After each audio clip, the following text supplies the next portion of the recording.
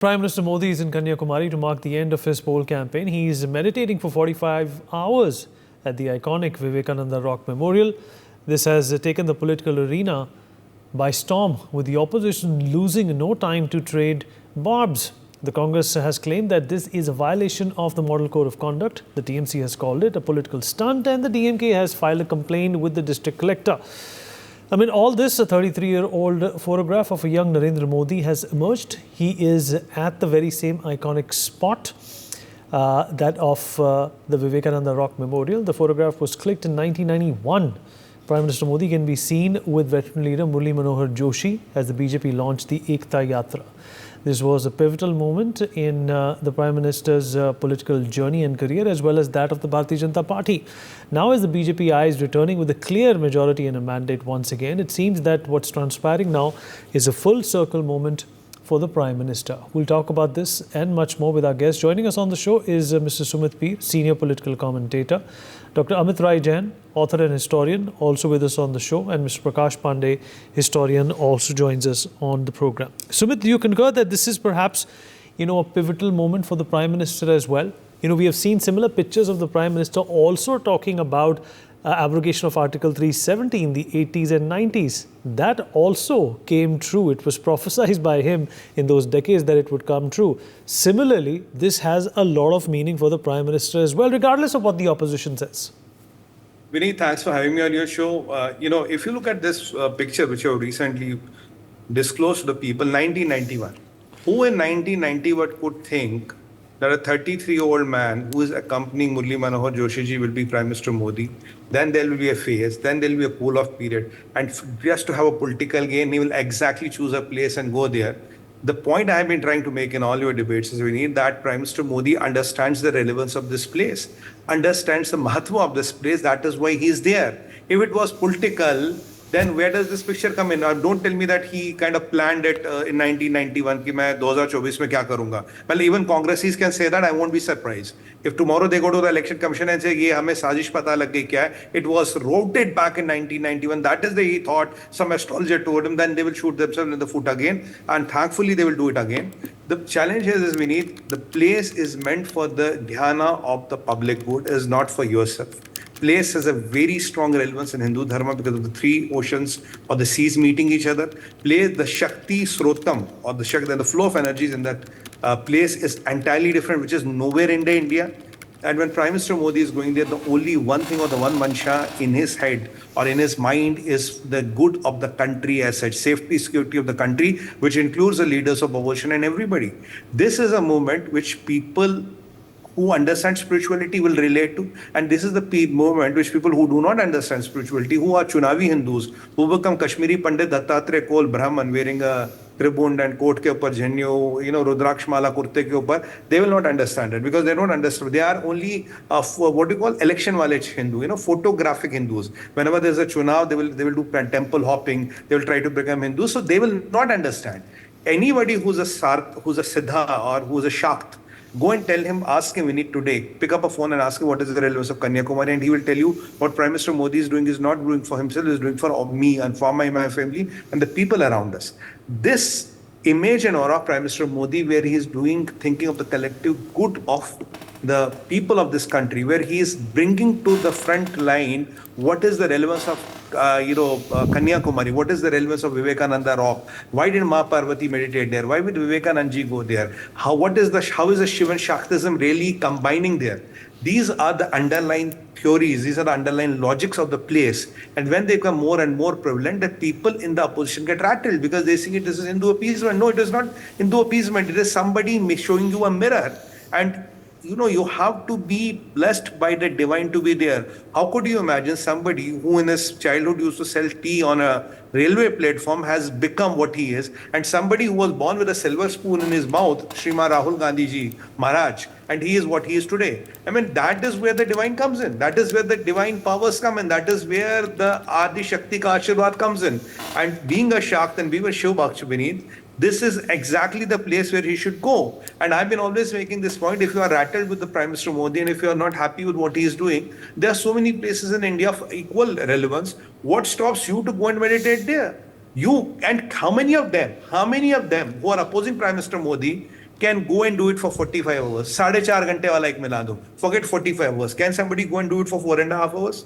Which of the leaders is there who can go and meditate in a dhyana yoga with, I'm not even talking of there's a Kundalini awakened or not, the chakras are open or not. Even in a simple dhyana yoga can do a vipassana for 4.5 hours. He's talking of 45 hours.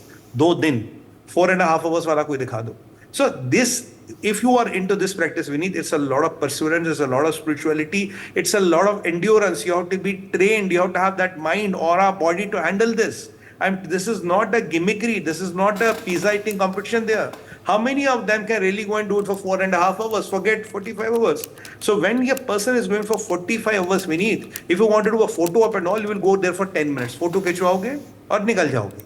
Then who is going to sit there for 45 hours? Can you and me think of doing it? How many people watching this broadcast can think of doing this? Answer is no. This is the point where people are exactly missing.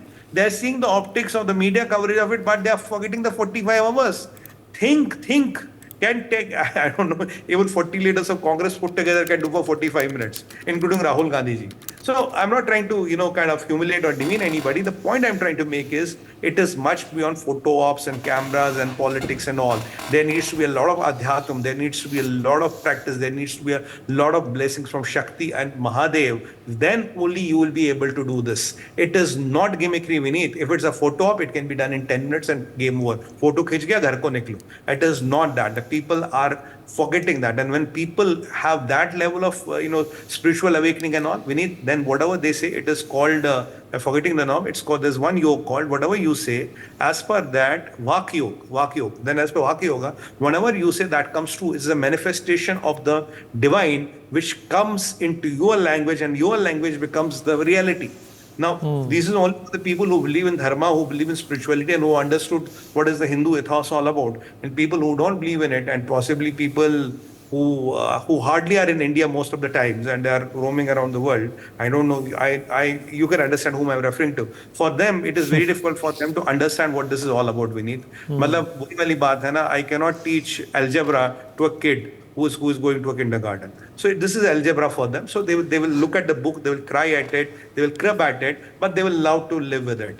The reality is 4th June, they are going to cry more, they are going to howl more, they are going to shout more, और तकलीफ बढ़ेगी 4 जून को. That is my future prediction. Though I am not a Jyotish, but this I can say on your team. All right, Mr. Rakesh Pandey, historian, is also with us on the show. Mr. Pandey, I hope you can hear me, sir.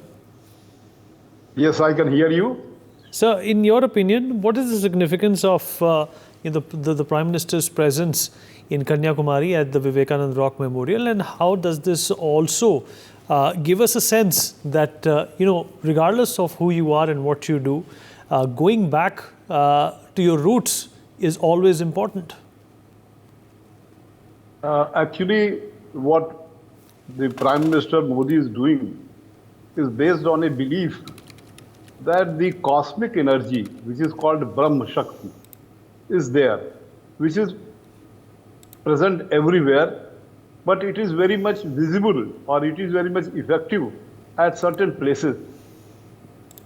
The place which he has chosen for meditation, for inviting the cosmic energy to do good for India, that is a very good place. We may describe it from the traditional point of Vastu, V-A-A-S-T-U, Vastu, as the most congenial point for inviting the cosmic energy and through that energy doing well to the whole Indian nation.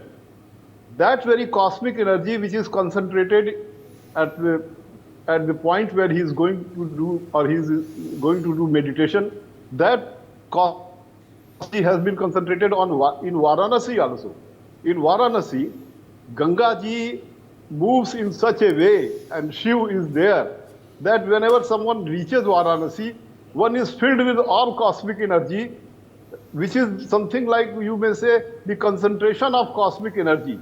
And through cosmic energy, as per the Sanatan belief, if you wish to do good for the whole earth, whole humanity, India, coming future, then that is very good. In my opinion, what Narendra Modi ji is doing is something like through inviting, or by inviting the cosmic energy, he is trying to do good for the future of India. And I think this very meditation is going to help correct the future of India, means the coming future, which is going to be marked by, as astrologers have said, that the coming days are filled with all violence and disturbances after 4th June because of the planetary position, which is going to cause the placing of 6 planets in the Taurus. The 6 planets which is going to be placed in Taurus. Taurus is the ascendance of India. And in the original chart of India, Taurus is also there. There is Rahu in Taurus. So from 4th June onwards, there is going to be a very difficult time as far as astrology is concerned. So remaining there at very auspicious point where cosmic energy can be utilized to ward off any bad thing and to bring good thing for India and humanity, for Vasudhaiva Kutumbakam, it is very welcome and very appreciative step by Narendra Modi ji to go there and to meditate for such a long period for the welfare of humanity, welfare of coming India, welfare of the whole nation and the world. So I think it is very good, and it is very good and very essential, and it is very wise that the Prime Minister could choose to go that way to ward off, as per astrologers saying, difficult time coming, to ward off that difficult time and also to bring good thing to India. Absolutely, great point, sir. Doctor Jain, अगर आप मेरी आवाज़ सुन पा रहे हैं? जी बताएं please. Doctor Jain, इस पूरे एपिसोड को लेकर अगर हम ये देखें तो प्रधानमंत्री एक संदेश भी देना चाह रहे हैं कि चाहे भारत ने जितनी मर्जी तरक्की की हो, चांद पर पहुंचा हो, और जो बाकी और जो विशेष तरीके से दुनिया ने भी हमें अप्रिशिएट किया हो, उसके बावजूद भी हमें ये याद रखना चाहिए कि हम जहाँ से आए हैं उसका बार बार प्रचार करना और उसके बारे में दुनिया को बताना भी एक जिम्मेदारी है। और अगर वो जिम्मेदारी हो, अगर किसी की है, तो सबसे बड़ी जिम्मेदारी वो एक प्रधानमंत्री की होती है। देखिए, आपने बहुत महत्वपूर्ण बात की। देश के प्राइम मिनिस्टर नरेंद्र मोदी जी पिछले 10 वर्षों से, जब से प्रधानमंत्री बने हैं, तब से आज तक लगातार वैश्विक स्तर पे एक संदेश पूरे विश्व को दे रहे हैं, भारत की संस्कृति का, भारत के इतिहास का, भारत की प्राचीन विरासत का, डाइवर्सिटी का। और अगर मैं एक बात कहूं तो भारत को अपनी जड़ों को मजबूत करने में अगर सबसे सक्षम तरीके से नेतृत्व करने वाले कोई प्रधानमंत्री अभी तक आजाद हिंदुस्तान में हुए हैं तो आदरणीय नरेंद्र मोदी जी के रूप में हम उनको देखते हैं। एक राज ऋषि जैसा महान व्यक्तित्व हमारे प्रधानमंत्री नरेंद्र मोदी जी का है। राज ऋषि इसलिए कह रहा हूं कि वो राज्य सत्ता के भी नजदीक हैं और सत्ता का नेतृत्व, देश का नेतृत्व वो कर रहे हैं, और एक ऋषि जैसा साधना में जीवन भी जी करके वो पूरे विश्व को भारत की प्राचीन साधना पद्धति का अनुकरण करने की प्रेरणा दी। समय समय पर उपवास करना, नवरात्र के अंदर उसका एक संदेश, वैश्विक स्तर पे जो G20 कंट्रीज के कंट्री गेस्ट आए उन लोगों के लिए भोजन की पारंपरिक व्यवस्था करना, और विदेशों के अंदर जब भी उनका आगमन होता है या जाना होता है तो उस समय जितने भी आए हुए और वहां पर मिलने वाले राष्ट्र के अध्यक्ष हैं, नेतृत्व करने वाले हैं, उनको भारत की प्राचीन जो प्रणाली है या जो लोकल कारीगर हैं उनके द्वारा बनाई गई चीजों को देकर के, गिफ्ट करके, वो ऐसा एक संदेश देते हैं कि जो जड़ों से जुड़ने वाली बात प्रधानमंत्री के नेतृत्व को सफल करने की ओर संकेत करता है। और जहां उनका आज एक चर्चा का विषय है कि देश का प्रधानमंत्री जाकर के कन्याकुमारी के अंदर मेडिटेशन कर रहे हैं, तो ये मेडिटेशन करना कोई बुरी बात नहीं है, और ये तो एक व्यक्ति का नैतिक अधिकार भी है, और वैश्विक स्तर पे भारत की जो प्राचीन दार्शनिक शैली है, एक साधना पद्धति है, उसको दर्शाने का एक माध्यम भी है। एक अच्छा सेलिब्रेशन का मौका है देश के प्रधानमंत्री, क्योंकि एक खुद साधना से जुड़े हुए व्यक्ति है। उन्होंने स्वयं तपस्या जंगलों में रह करके और विभिन्न स्थानों में रह करके अपने पिछले जीवन में की है। उसको वो साकार रूप में हम देखते हैं कि जब भी उन्हें समय मिलता है, इतने इतने व्यस्ततम समय के बाद जब थोड़ा सा हमको समय मिला चुनाव प्रचार के बाद, तो वो ठेठ कन्याकुमारी जैसे पवित्र स्थान पे पहुंचे हैं। पहले भी वो केदारनाथ के अंदर मेडिटेशन करने के लिए उस गुफा में गए, तो पूरे विश्व के सामने चर्चा हुई भारतीय दर्शन की, भारत की प्राचीन मेडिटेशन थेरेपी की, उसके फायदों की। और योगा डे जो इंटरनेशनली बनाया जाता है, उसके पीछे भी प्रधानमंत्री जी की प्रेरणा, उनका महान नेतृत्व, कुशल क्षमता, वो सब चीजें हमें लगता है कि भारत के लिए ये जो समय है बड़ा स्वर्णिम समय है, और इस समय को हम लोगों को अप्रिशिएट करना चाहिए। अगर व्यक्ति अच्छा है तो व्यक्ति दिखना भी चाहिए। अगर एक देश का प्रधानमंत्री स्वयं अपने जीवन से साधना से और तपस्या के साथ जुड़ा हुआ है, तो वो स्वयं उस तपस्या को लोगों को संकेत के रूप में दिखाता भी है। हालांकि साधना या तपस्या या मेडिटेशन आदमी का निजी विषय है, लेकिन वैश्विक स्तर पर अगर एक देश का प्रधानमंत्री कुछ काम करता है तो वो एक चर्चा का विषय बनता है। और देश के जो हमारे जैसे अनुसंधान करने वाले रिसर्च स्कॉलर्स हैं, भारत की प्राचीन पद्धतियों में इंडोलॉजिकल रिसर्चेज के अंदर अपना काम करने वाले लोग हैं, उन लोगों के लिए एक लंबे समय से जो कमी महसूस होती थी कि राष्ट्र का नेतृत्व करने वाले हमारे लीडरशिप के लोग भारत की प्राचीन पद्धतियों, yoga, meditation, religious subjects, cultural matters उन पर डिस्कस कर रहे हैं। आज देश के अंदर देश के प्रधानमंत्री जी ने सैकड़ों म्यूजियम्स के माध्यम से जो जोनल कल्चर है उसको सामने लाने का प्रयास किया है। बहुत जगह पे मैं देखता हूं कि उन्होंने इतने अच्छे विजुअल और ऐसे बढ़िया म्यूजियम्स डेवलप कराए हैं जो कि पिछले 50 या 100 सालों के अंदर देश के एक्सकेवेशंस से और अलग अलग क्षेत्रीय लोगों के द्वारा काम करने के बाद जो आर्टिफैक्ट्स प्राप्त हुए थे वो गोडाउन्स के अंदर पड़े हुए थे, और उन्होंने उनको सामने ला करके पिछले 100 वर्षों का काम 10 वर्षों में कर दिया है। तो मुझे लगता है कि आने वाले समय में देश का नेतृत्व हमें बहुत सबल और सक्षम तरीके से वर्तमान प्रधानमंत्री नरेंद्र मोदी जी करते हुए दिख रहे हैं। जो सफलता उन्हें मिल रही है उसके पीछे उनकी स्वयं की तपस्या, उनकी साधना और भारत की प्राचीन पद्धतियों के प्रति उनका आकर्षण, उनका विकास करने की भावना है। और मुझे लगता है कि इन सब चीजों को हमें सबको अप्रिशिएट करना चाहिए और कहीं भी पॉलिटिकल नजरिए से इसको ना देख करके अच्छी चीज को अच्छा कहने का प्रयास करना चाहिए। जी, बिल्कुल ठीक कहा आपने sir. Sumit, and of course, the idea of secularism and pluralism also comes in here.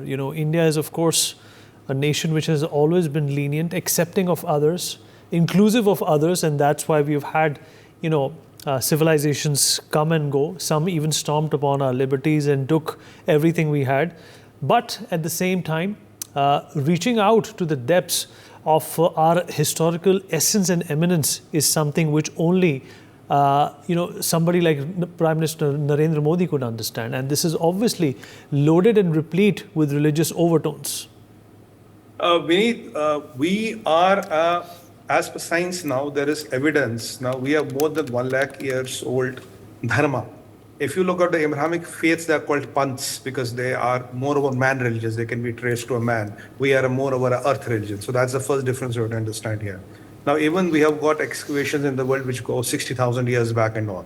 So even there in Cambodia, there in Africa, you're finding Shiva Lingas everywhere, which are 35,000, 40,000 years old. So we are much older than the Abrahamic faiths, and we are an earth religion. That is the fundamental difference. Now, when you talk about the earth religion, that earth religion is something which has survived over the evolution of time, which has adapted people. Now, if you come up the Bharata or the India, what we know today, who all has not? Zoroastrians came here, we gave them shelter. Jews came here, we gave them shelter. Christians came here, we gave them shelter. Even the relatives of the Holy Prophet, they came here, they got the shelter here. And the greatness of the civilization is nobody converted them, nobody killed them, nobody thrusted our religion in them. We won't say, no, if you have to come here, you have to convert, otherwise we won't give anything. We accepted every religion, and they did not only come here, they practiced their own religion. They thrived here, their numbers grew here, and they have become a part of the great religion Hindu Dharma, because Hindu Dharma talks of sare ko saath leke chalna. It takes everybody with it. That is the greatness of the culture. But when you talk of the Hindu Dharma as such, it is much beyond, much vast than what we think. For example, in our Dharma, we believe, we know Modi is a devout Shiv Bhakt. But if you look at Shiv, Shiv is Shiva because it is Shakti. Because Shakti ke bina Shiv to Shav hai. Shakti ke bina Shiv Shav hai. That is the reality of Dharma.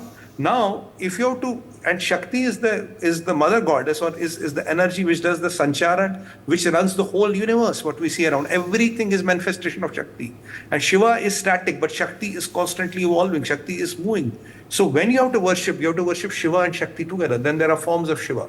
And there are some places, what Jayansa was rightly mentioning, wherein these places are highly charged. Kashi itself is called as a Mahayantra. When you enter Kashi, you are automatically charged. Wherever the Jyotirlingas are, around that area there's a Mahalinga. And if you talk of Vivekananda Rock, because of the three seas meeting in Indian Ocean, Arabian Sea and the Bay of Bengal, they're meeting together, then the extreme point, extreme Dakshin.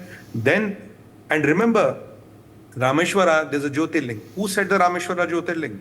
Rameshwara Jyotirling was said by Bhagwan Shri Ram, because Rameshwara is associated with sun. And who's the Suryavanshi? Suryavanshi is Bhagwan Shri Ram. So Suryavanshi Bhagwan Shri Ram set up the Jyotirling Rameshwaram. Now, if you look at this place, the power of the place is such, Vineet, Ma Parvati or the Adi Shakti himself meditated there.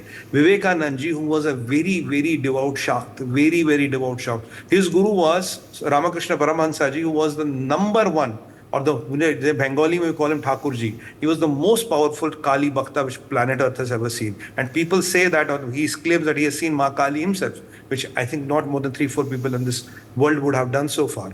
Now, he went there because there was a reason where Guru had told him once you have to go there because of the power of the place. And what does Vivekananda tell you? Why did I go there? I went there for the good of the Bharat, for the good of the humanity, for the good of the Vishwa as such. Focus is of course Bharat. So the people who are in the position are missing the point. That place, the energy flow of that place is not for meditating for yourself, it's not for dhyana. I'm sorry using the word meditation because it's an English broadcast. It's not for using the dhyana, it is for the dhyana of wherein you are praying for the good of the whole world. That is the point where you connect with the divine. What is the relevance of Shivaratri? What is the relevance of Mahashivratri? Because it's your ease of connecting with the Shiva. That is why we call it one Shivaratri, we call it Mahashivratri. So Shivaratri comes every month.